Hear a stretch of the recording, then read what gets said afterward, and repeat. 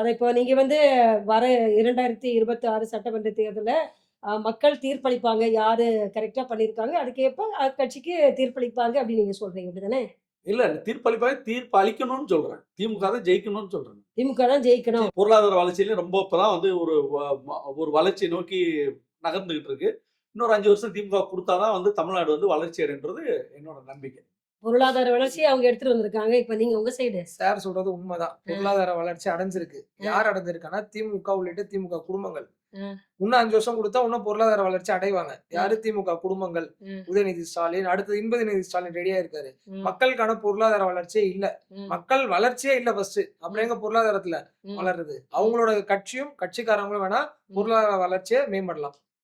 இல்லங்க. இப்போ அதாவது வந்து இப்போ ஒரு கட்சிய கட்டுக்கோப்பா வழி நடத்துறதுக்கு ஒரு தலைவர் வேணும். அது வந்து வாரிசுனா ஒரு இப்போ ஓபிஎஸ் வந்து யாருன்னே தெரியாது. திடீர்னு கொண்டு வந்து எலக்ஷன் நிறுத்தினார் பையன. ம், அப்படி வந்து மக்கள் வந்து ஓட்டு போடுறாங்க இல்லையா? மக்கள் ம். ஓட்டு போடும்போது மக்கள் ஓட்டு போட்டு தேர்ந்தெடுக்கிறாங்க. ஏங்க நீங்க குடும்ப இல்லையா? அரசியல வந்து நீங்க வந்து ஆமோதிக்கிறீங்க. நீங்க வந்து வரவேற்கிறீங்க. அப்படிதானே? அவங்க ஆமா. பாரம்பரியத்துல அதாவது இந்த இப்ப இப்ப உதயநிதி இருந்தா தான் டிஎம்கே வந்து இன்னொரு 50 வருஷம் இருக்குன்னா, கண்டிப்பா உதயநிதி வரணும்ன்றேன். அப்போ திமுகன்னு வேற தலைவர்களே கிடையாது. திமுகவுக்கு உழைச்சவங்க யாருமே இல்லங்கிறீங்க. உழைச்சவங்க இருக்கலாங்க. ஒரு அ. கட்டுக்கோப்புன்னு வரணும். அந்த இப்ப குடும்பம் மட்டும் தான் இருக்கணும் அப்போ. அப்ப காங்கிரஸ்னா அந்த குடும்பம் மட்டும் இருக்கணும். திமுகனா அந்த குடும்பம் மட்டும் இருக்கணும். ஆமா, ஒரு கட்டணம் UPல இருக்கணும், ரிலையன்ஸ் இருக்கணும். ஒரு குடும்பம் மட்டும் தான் கொள்கை இருக்கணும். ஜெயிக்கணும்னா இருக்கணும். யாரு வேணுமோ கண்டிப்பா அவங்க இருக்கணும். அதுல என்ன சந்தேகம்? கொள்கை ஜெயிக்கணும் குடும்பம் தான் இருக்கணும்னு சொல்லிட்டாங்க. வேற நீங்க என்ன குடும்பம் இல்லங்க. சொல்றீங்க? ஒரு தலைவர் இருக்கு.